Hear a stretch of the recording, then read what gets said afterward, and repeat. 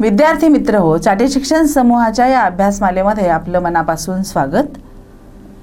उपयोजित लेखनामध्ये आपण शिकणार आहोत कथा लेखन। मुलांनो, लहानपणापासूनच आपण गोष्टी वेल्हाळ असतो। सर्वांनाच म्हणजे लहानपणापासून मोठ्यांपर्यंत वृद्धांपर्यंत कथा ऐकणं, कथा सांगणं, कथा पाहणं हा खरं तर आनंदाचा विषय असतो।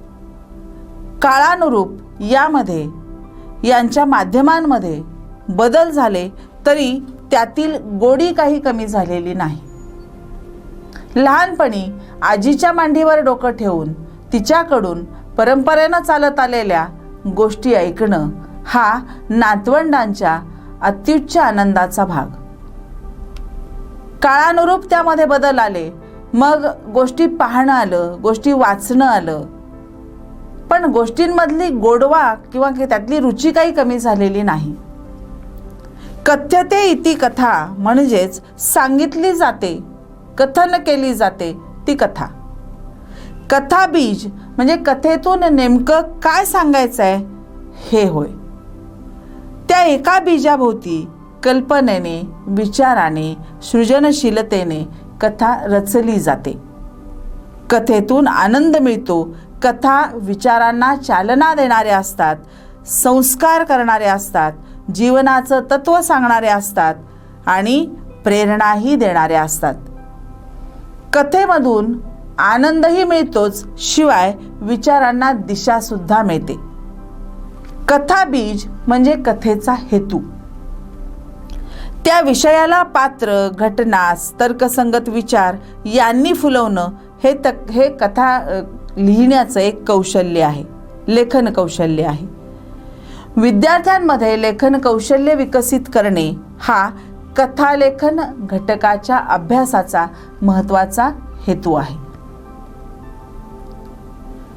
कथालेखन करताना विद्यार्थ्यांच्या मनात किंवा विद्यार्थ्यांमध्ये असलेल्या कल्पनाशक्तीला वाव मिळतो। लहानपणापासून सिंहासन बत्तीशी, चतुर बिरबलाच्या गोष्टी किंवा प्रत्येक राज्यातल्या लोककथा, या प्रत्येक कथांमधून आपल्याला काही ना काही जीवनाचं ज्ञान, तत्व कळत जातं। तर यासारख्या किंवा तेनाली रामाच्या गोष्टी असतील। आता या कथांमधून आपल्याला खूप काही शिकायला मिळतं। मग अशा कथा मुलांनी तयार कराव्यात, त्यांचं लेखन कौशल्य विकसित व्हावं, हा उद्देश कथा लेखन हा भाग आपल्या अभ्यासक्रमामध्ये किंवा उपयोजित लेखनामध्ये समाविष्टित करण्यामागचा आहे। उत्तम लेखनासाठी खालील बाबी लक्षात घेणं आवश्यक आहे। कोणत्या गोष्टी असतील? कथेला योग्य व समर्पक शीर्षक द्यावं, तात्पर्य लिहिण्याची आवश्यकता नाही। जी कथा तुम्हाला लिहायला सांगितलेली असते त्या कथेला त्या विषयाला अनुसरून, तुमच्या आशयाला अनुसरून योग्य शीर्षक द्या। शीर्षकावरून कथेत नेमकं काय सांगितलं आहे, लिहिलं आहे याची कल्पना यायला हवी, म्हणजे समर्पक शीर्षक असावं। जसं बातमीचा शिरोभाग वाचल्यानंतर अख्ख्या बातमीमध्ये काय असेल हे लक्षात येतं आणि आपण आपली उत्कंठा थांबते, तसं शीर्षकावरून कथेत काय असेल याचा अंदाज यायला हवा, असं समर्पक शीर्षक असावं। शीर्षक म्हणून एखादी म्हण किंवा सुविचार असावाच असं बंधन नाही। जशास तसे, गर्वाचे घर खाली, अशा स्वरूपातच असायला पाहिजे असं काही नाहीये। कथा लिहिताना संपूर्ण लेखन भूतकाळात लिहावं। लेखनातील घटनाक्रम, घटनांचा ओघ, कालानुक्रम योग्य पद्धतीनं लिहिणं आवश्यक आहे। घटना प्रसंगानुसार लेखन असावं। घटना जशी घडत गेली तशी कथेत आलेली असावी। कथा बीजाला म्हणजेच कथेच्या हेतूला अनुसरून पात्र, त्यांच्यामधले संवाद, पात्रांनुसार योग्य भाषा असावी।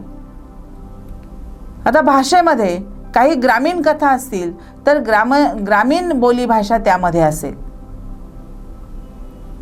सुशिक्षित किंवा शहरी वातावरणातली कथा गुंफलेली असेल तर त्यामध्ये भाषेची शुद्धता असेल. म्हणजे त्या त्या पात्रांनुसार, त्या त्या प्रदेशानुसार, त्या त्या घटनेनुसार भाषेमध्ये फेरफार व्हावा. कथेमध्ये प्रसंगानुरूप वातावरण निर्मिती करावी.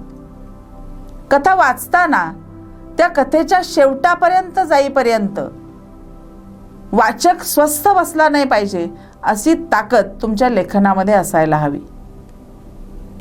उत्कंठा वाढवणारी, पुढं काय झालं, पुढं काय झालं, पुढं काय झालं असं वाटावं अशी उत्कंठा वाढवणारी कथा लिहावी. आता कथालेखनामध्ये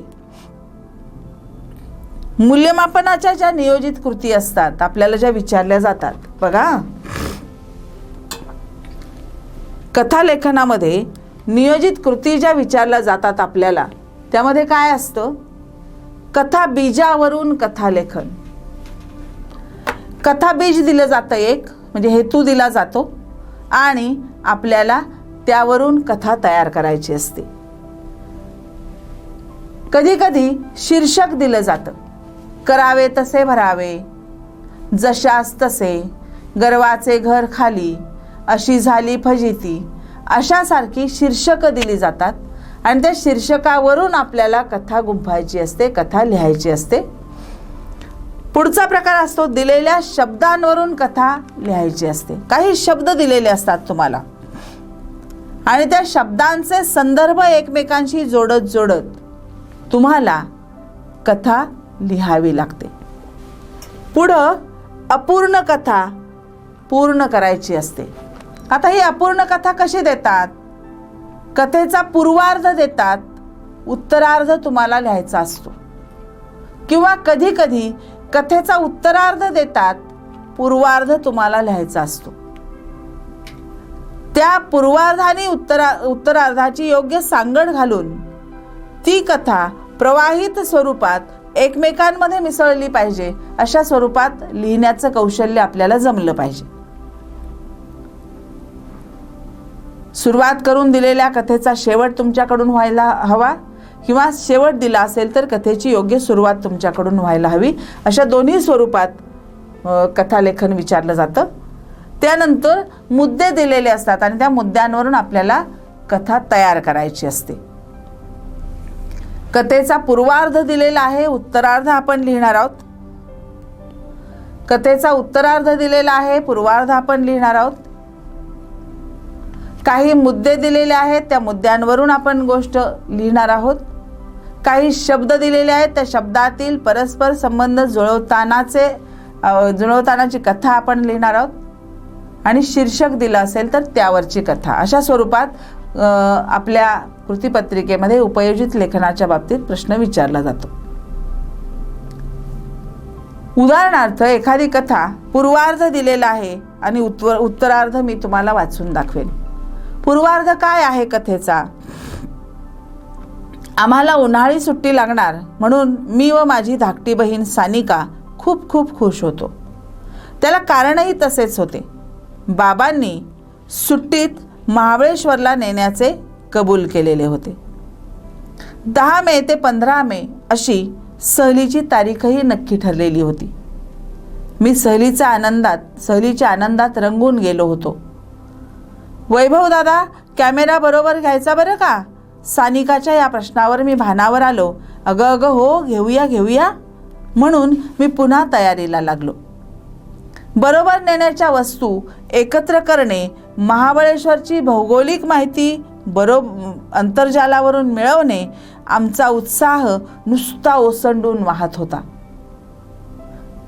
तसंही महाबळेश्वरसारख्या थंड हवेच्या ठिकाणी खूप दिवसांनी आम्ही निघालेलो होतो. बघता बघता 10 मेची पहाट उजाडली. आई, बाबा, मी, सानिका सर्वजण तयार झालो.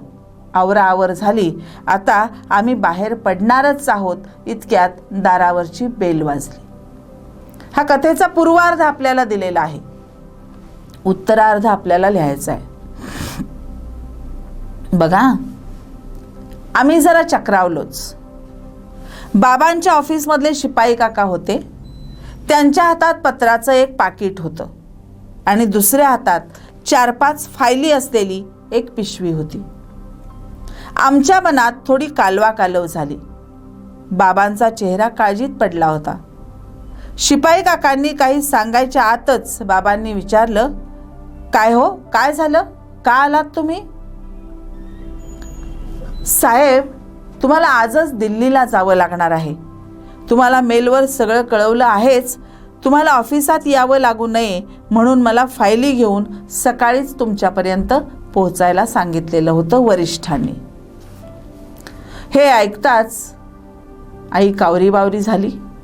कधी नाही ते ठरवलं आणि पुन्हा त्यात विघ्न आलं असं तिच्या कपाळावर आठी आली.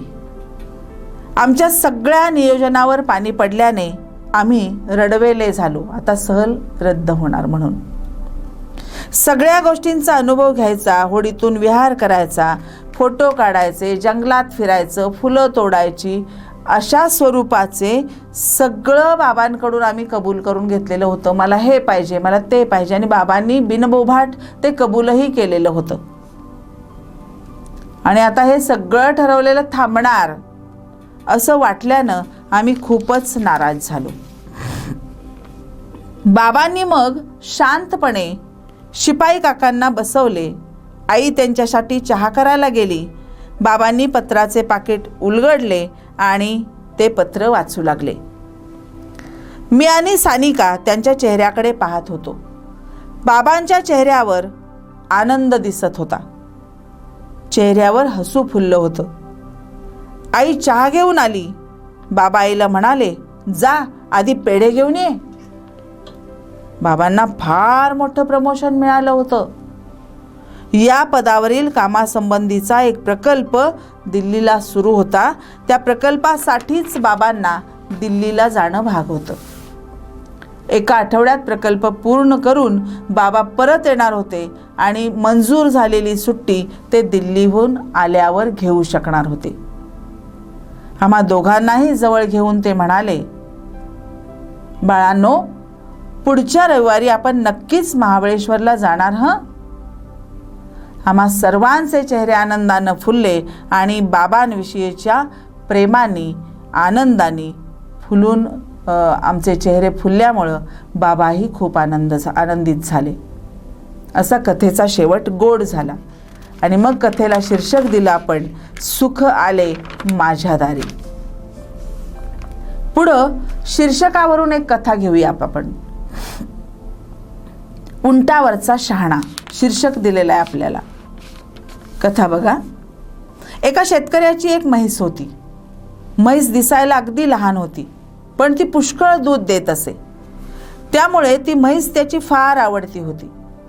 तिच्या शरीराच्या मानाने तिची शिंग बरीच आखूड होती.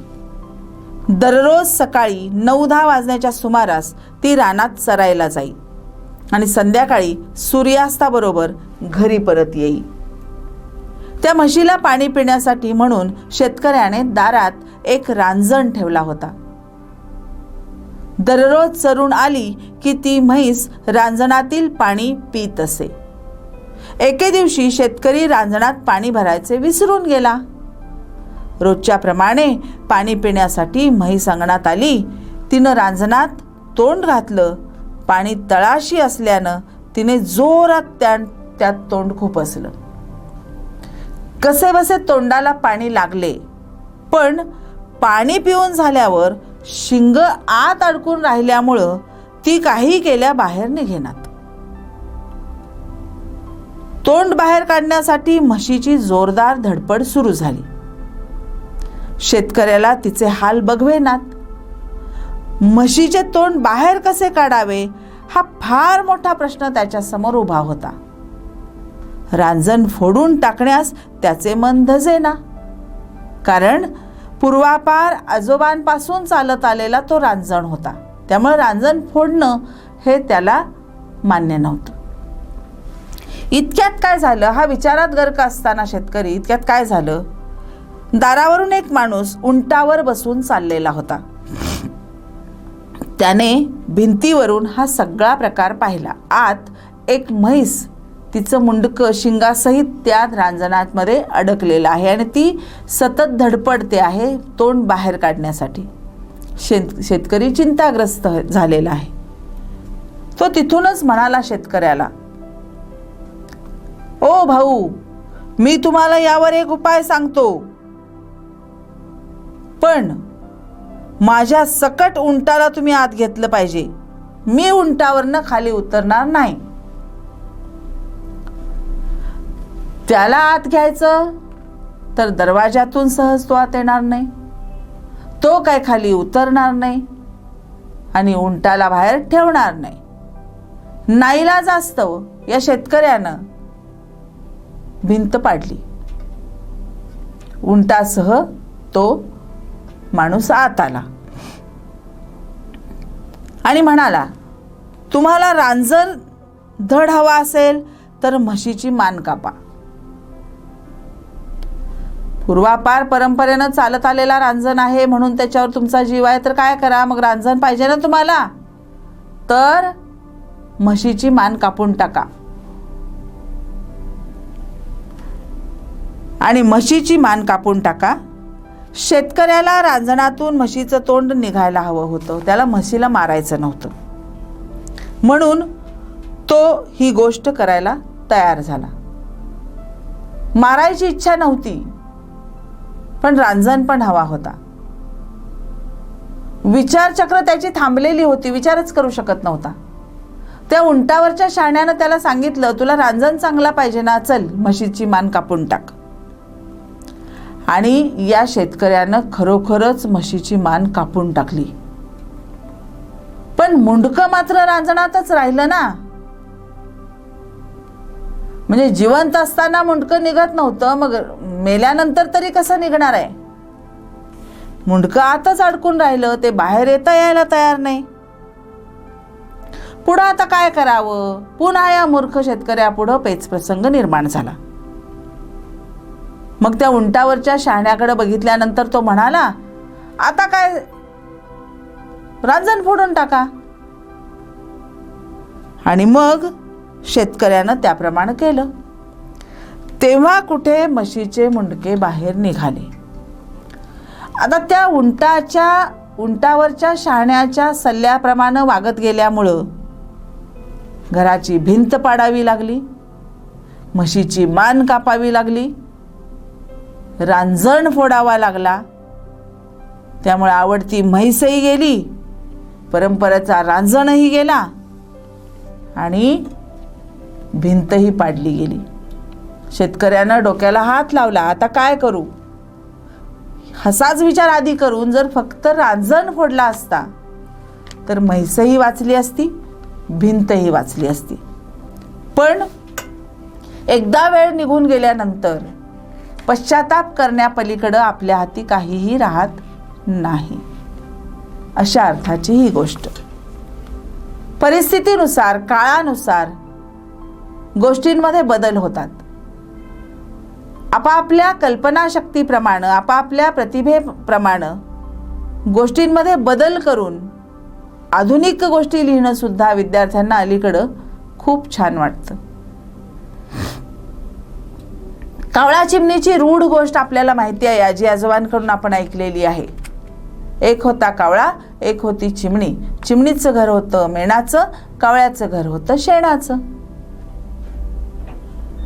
पण एखादा विद्यार्थी ती कथा अशी सुद्धा लिहू शकेल, चिमणीचं घर होतं शेणाचं, कावळ्याचं घर होतं मेणाचं. चिमणीचं घर होतं मेणाचं, कावळ्याचं घर होतं शेणाचं.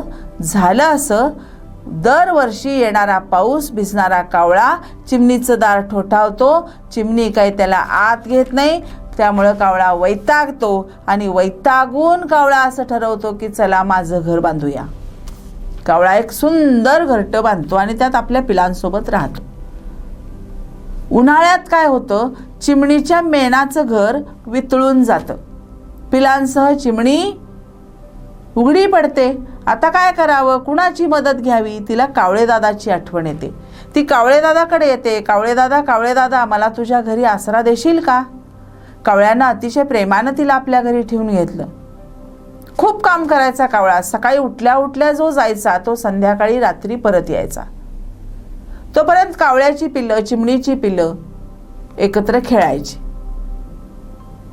हा दररोज आपल्यासाठी काम करतोय. आपण त्यांच्या घरात म्हणजे सदस्य वाढल्यामुळं त्याला जास्तीचं काम करायला लावतोय अशी खंत चिमणीला वाटायची. त्यामुळे ती म्हणायची कावळे दादाला, कावळे दादा, कावळे दादा, मी पण थोडंसं सहकार्य करते तुला, मी पण तुला मदत करते, मी पण कामाला येते. कावळा काहीच ऐकायचा नाही. एक दिवस अचानक कावळा घरी लवकर आला आणि चिमणीला आणि तिच्या पिलांना आणि आपल्या पिलांना आणि कावळीला म्हणाला, चला चला चला लवकर, आपल्याला खूप छान काहीतरी बघायला जायचंय, आवरा लवकर, आवरा लवकर. बऱ्याच दिवसांनी बाबा घरी लवकर परत आले, आपल्याला आता फिरायला मिळणार आहे. ह्या आनंदात पिली तयार झाली आणि ती सगळी जण फिरायला गेली. कुठं जायचं काहीच माहित नव्हतं. कावळे दादांनी अचानक त्यांना एका झोपडीच्या म्हणजे घरट्याच्या बाहेर आणून उभं केलं. चिवताई, चिवताई, मी इतके दिवस लवकर बाहेर पडत होतो, उशिरा घरी येत होतो, ते माझं हे काम सुरू होतं. मी तुझ्यासाठी एक सुंदर मजबूत घरटं बांधलेलं आहे आणि हे भाऊबीज म्हणून मी तुला देणार आहे. चिमणीला खूप आनंद झाला.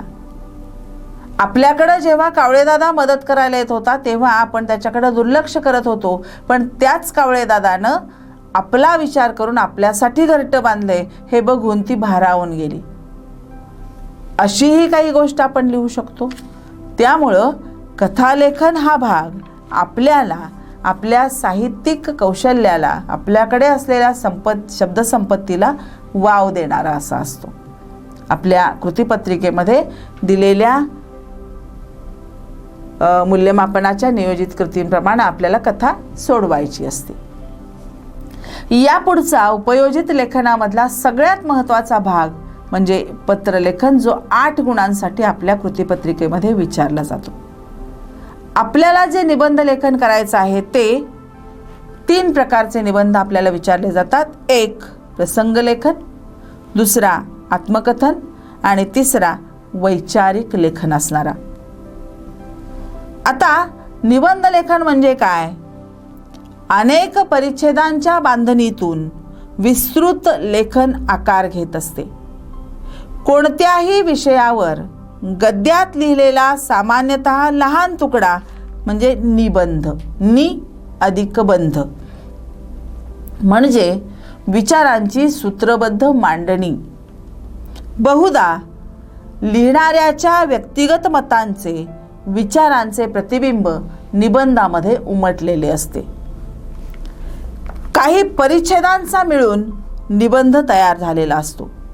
आकर्षक, आशय व माहितीपूर्ण असं लेखन आणि समर्पक शेवट अशा क्रमाने ते लिहिलेले असतात. एखाद्या दिलेल्या विषयावर योग्य व निवडक अशा विचारांची आकर्षक व सुसंगत रीतीने केलेली मांडणी म्हणजे निबंध. आता आपल्याला जे अभ्यासाला निबंध आहेत त्यामध्ये पहिला प्रकार आहे प्रसंग लेखनाचा. प्रसंग लेखनामध्ये बघा,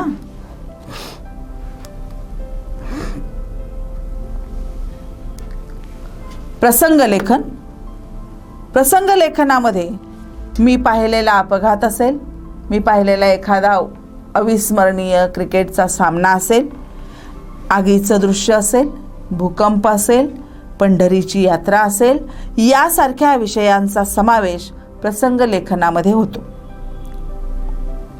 पाहिलेल्या एखाद्या दृश्याचे, व्यक्तीचे किंवा प्रसंगाचे चित्र हुबेहूब शब्दात रेखाटणे यालाच वर्णनात्मक किंवा प्रसंग लेखन अशा स्वरूपातला निबंध म्हणतात. निरीक्षण शक्ती, लेखनशैलीच्या विकासासाठी प्रसंग लेखन, अनुभव लेखन हा घटक महत्त्वाचा असतो. या स्वरूपाचं लेखन करताना कोणकोणते मुद्दे लक्षात घ्यावेत? तर प्रसंग लेखन करताना घटनांचा तार्किक विचार करावा. भाषा प्रभावी व चित्रदर्शी, हुबेहूब अशा प्रकारचं वर्णन करणारी असावी. भाषा सोपी असावी, खूप अलंकारिक नसावी. लेखन प्रसंगानुरूप आणि संवेदनशील अशी असावी. आता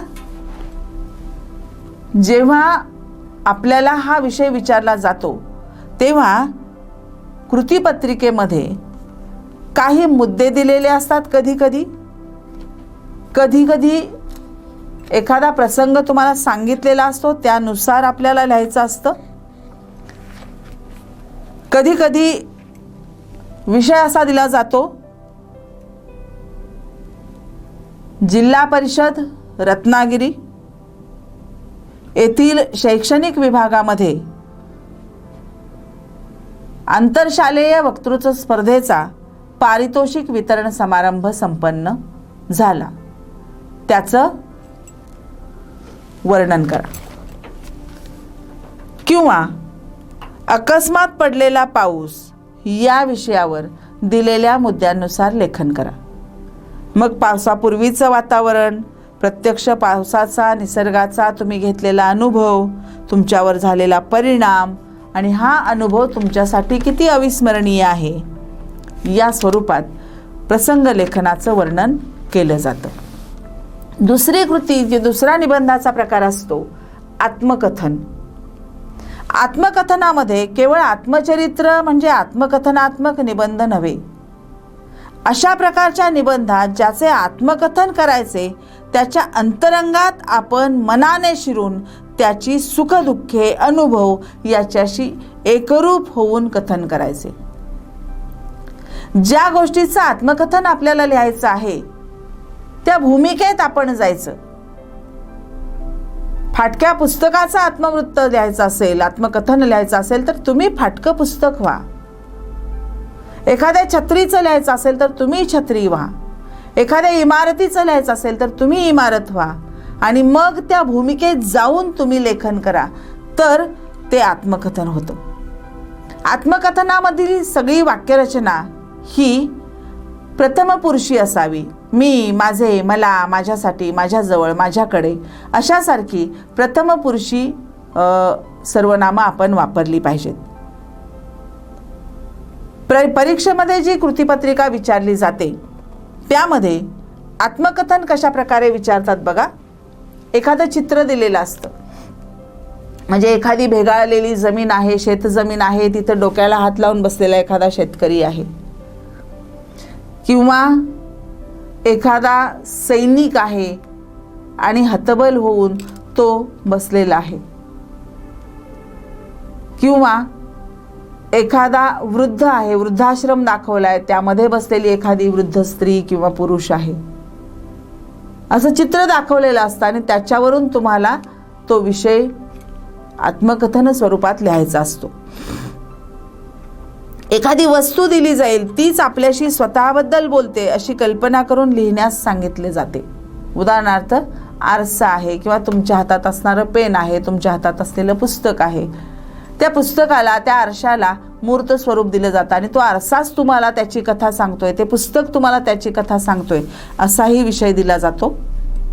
एखादं चित्र, त्यातल्या अन्य घटकांशी बोलतानाचं लेखन अशाही स्वरूपात विचारला जातो. एखादा प्रसंग किंवा दृश्य दिलं जातं आणि त्यावर लेखन करा. उदाहरणार्थ महापूर असेल, दुष्काळ असेल, आपण जो गेल्या 8-9 महिन्यांपासून अनुभवतोय तो कोरोना असेल, त्यामुळं झालेला हाहाकार असेल, या गोष्टींवरून आपण आत्मकथन तयार करायचं. म्हणजे विषय आपल्याला नेमकेपणाने निवडून, शोधून त्यानुसार लेखन करायचं. त्या पुढचा प्रकार आपल्याला अभ्यासाला असतो वैचारिक लेखन. आता वैचारिक लेखनामध्ये जे आपल्याला लिहायचं असतं त्यामध्ये लेखन कृतीमध्ये विचारांना प्राधान्य असतं. आता बघा, मला वाटतं की विद्यार्थी दशेमध्ये वैचारिक लेख लिहिताना आपलं सर्वंकष वाचन असावं, आपल्याकडे शब्दसंपत्ती खूप असावी आणि आपल्याला सभोवतालच्या घडणाऱ्या घटनांचं ज्ञान असावं, अवांतर वाचन असावं. अशा प्रकारच्या निबंधामध्ये वर्णन करणं, कथन करणं किंवा कल्पना मांडणं यापेक्षा तुम्ही मांडलेल्या विचाराला महत्त्व असतं. कसा विचारतात हा निबंध? चित्राकृतीच्या स्वरूपात विषय दिला जातो. चित्राकृती म्हणजे तुम्ही जसं कृतीपत्रिकेमध्ये उत्तर लिहिता त्याच्या भोवती छोट्या छोट्या चौकटी असतात तशा स्वरूपात ते विचारलं जाईल. उदाहरणार्थ पर्यावरण, पर्यावरण रक्षण असं मध्ये लिहिलं जाईल, त्याला एक गोल केला जाईल आणि त्याच्या बाजूला सूर्यकिरणांप्रमाणे रेषा आखून मग झाडं तोडणं, म्हणजे पर्यावरणाचा ऱ्हास करणं किंवा नद्यांची धूप होणं यासारखे पर्याय दिले जातील आणि मग उपायांच्या स्वरूपात मग हे वाचवायचं कसं असा तुमचा विचार तिथं मांडण्यासाठीची साठीचा एक मुद्दा असेल. त्यामध्ये कधी कधी मुद्दे दिले जातात, त्या मुद्द्यांचं वर्णन आपल्याला करायचं. कुठला मुद्दा कधी लिहावा, कसा क्रम असावा त्याचंही आपल्याला ज्ञान असावं. विद्यार्थ्यांना स्वतःच्या बुद्धीनुसार लेखन करण्याची संधी यामध्ये मिळते, विचारांना वाव मिळते आणि स्वतःचे विचार स्वतःच्या शब्दात मांडण्यासाठी विद्यार्थी तयार होतो. एक उदाहरण सांगते. प्रदूषण एक समस्या, ही केवळ समस्या तुमच्या माझ्यापुरती मर्यादित नाही, ती अख्ख्या जगापुढची समस्या आहे. मग या स्वरूपाचा निबंध आपल्याला वैचारिक निबंध प्रकारामध्ये लिहायचा असेल तर काय लिहावं? एकतर पहिला मुद्दा आपला असेल प्रदूषण म्हणजे काय. त्यानंतरचा मुद्दा असेल प्रदूषण होण्याची कारणं. त्यानंतरचा मुद्दा असेल प्रदूषणाचे मानवी जीवनावर होणारे परिणाम.